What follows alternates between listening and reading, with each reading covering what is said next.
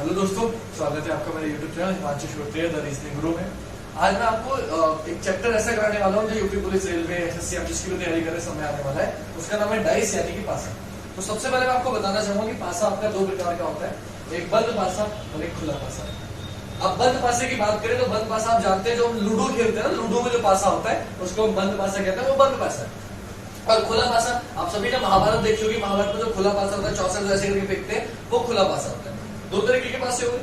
अब बंद पासा भी दो प्रकार का होता है, एक होता है साधारण पासा, एक होता है मानक पासा। इन दोनों में क्या डिफरेंस है, हमें कैसे समझना है, वो मैं आपको आगे बताऊंगा। तो फिलहाल बंद पासा कैसे बनाते हैं जरा वो देखिए आप। तो बंद पासा बनाने के लिए आपको कुछ नहीं करना, वाई बनाइए और सर्कल बना दीजिए। तो ये बन गया लूडो, ये हो गया बंद पासा। बात करें खुले पासे की, तो खुले पासे में कुछ नहीं है, किसी भी प्रकार से हो सकता है। जैसे कि ये 6 सतह बना दी मैंने, 1 2 3 4 5 6, क्योंकि पासे में 6 सतह होती है, आप सभी को पता है। तो ये हो गया खुला पासा। अगर खुला है 6 की 6 आपको दिख रही है तो वो खुला पासा, और आपको 3 दिख रही है, 3 छुपी हुई है तो बंद पासा। अब साधारण पासा क्या है, मानक पासा क्या है, ये जानते हैं। तो ये साधारण पासा, ये है मानक पासा। दोनों में डिफरेंस क्या है ये समझ लेते हैं। तो मैंने ये डेफिनेशन लिखी है आपकी, साधारण पासा या मानक पासा क्या है। तो मानक पासा मतलब स्टैंडर्ड डाइस, साधारण पासा मतलब ऑर्डिनरी डाइस।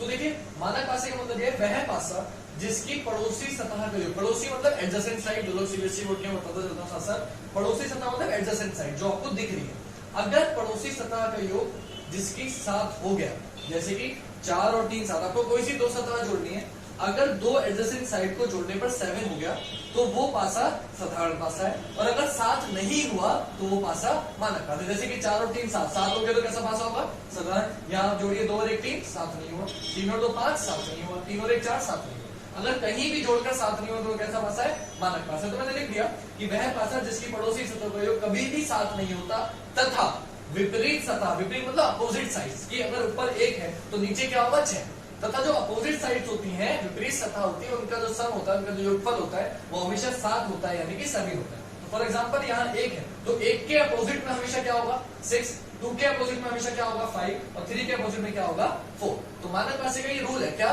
कि पड़ोसी सतह में कभी 7 नहीं होता, विपरीत सतह में हमेशा 7 होता है, हमेशा।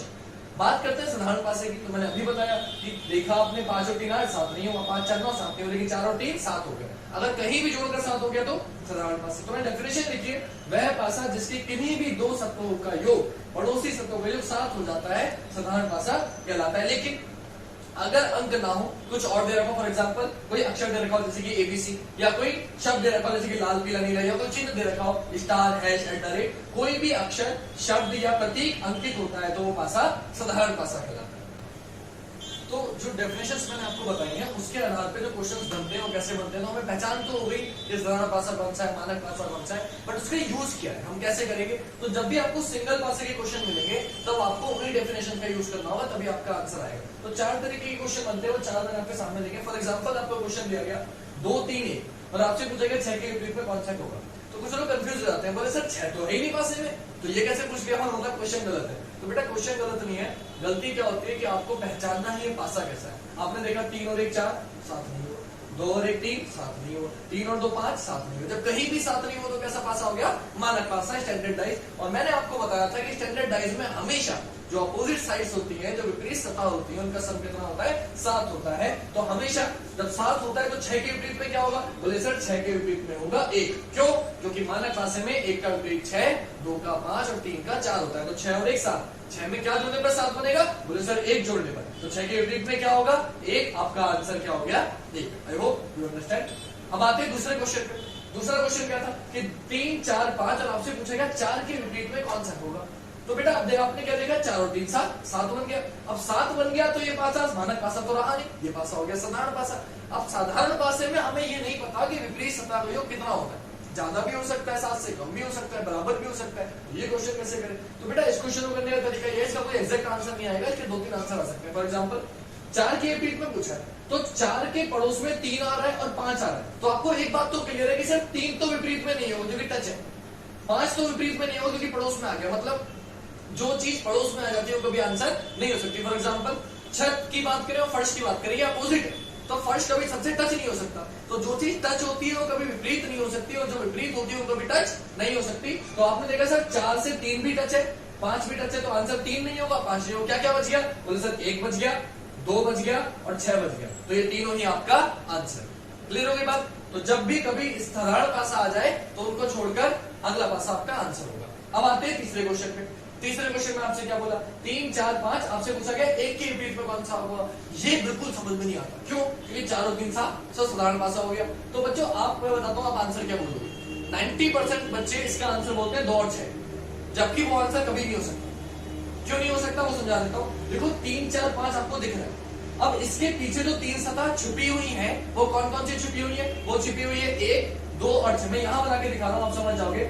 जो छिपी हुई है वो छिपी हुई है 1, 2 और 6। 3 सतह दिख रही है, 3 आपको नहीं दिख रही है। तो आपने क्या देखा, एक के विपरीत में पूछा है। अब एक के पड़ोस में 2 आ रहा है तो आंसर नहीं होगा, 6 आ रहा है आंसर नहीं होगा। तो क्या आंसर होगा? जो नहीं दिख रहा, मतलब 3, 4 और 5। तो जो पासा दिया है वो तीनों ही अंक आपके आंसर है। ये तो आप कर लेते हो, ये नहीं कर पाते बेटा। तो इसको ध्यान रखना कि एक के विपरीत में कौन सा होगा। बोले सर एक के पड़ोस में 2 आ रहा है और 6 आ रहा है, तो ये आंसर नहीं हो सकता। तो जो भी बच गया 3, 4, 5 वो तीनों आपके आंसर है। तो ये क्वेश्चन आप एक बार फिर से रिपीट करके वीडियो को बैक करके दोबारा देखना ताकि आप कर पाओ। चौथे क्वेश्चन पे आते हैं बच्चे। चौथे क्वेश्चन में क्या देखा, आपको 4 ऑप्शन दिए गए और आपसे पूछा जाएगा मानक पासा पहचानिए, साधारण पासा पहचानिए।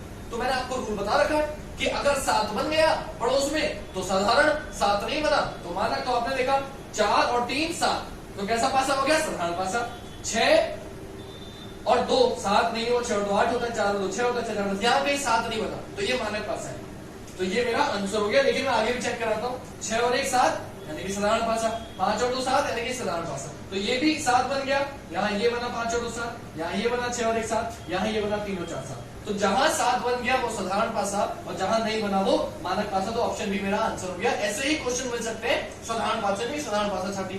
तो 3 में कहीं 7 नहीं बन रहा होगा, 3 ऑप्शन में जिसमें बनना होगा वो मेरा आंसर हो जाएगा। तो इसी तरह के क्वेश्चन हो गया, आप स्क्रीनशॉट ले सकते हो पिछले का भी। अब करेंगे आगे, लेकिन आप वीडियो को लाइक करते रहिएगा बीच में और शेयर करते रहिएगा अगर अच्छी लगे। अब आते हैं अगले टॉपिक। तो अगले टॉपिक ये हमने कर लिया। अब अगले टॉपिक जो हमें पढ़ना है उसमें एक से ज्यादा पासे जब भी होंगे, 2 पासे, 3 पासे, 4 पासे, 5 पासे, तो उस तरह के क्वेश्चन कैसे करेंगे उसको मैं बताऊंगा आपको अगले पार्ट में वीडियो में। तो प्लीज अगर आपको वीडियो अच्छी लगी हो तो ज्यादा से ज्यादा शेयर करिएगा, लाइक करिएगा और कमेंट करके बताइएगा कि आपको कैसी लगी और आपको अगले किस टॉपिक पे वीडियो चाहिए। Thank you so much. अगला पार्ट में मिलते हैं। जय हिंद, जय भारत।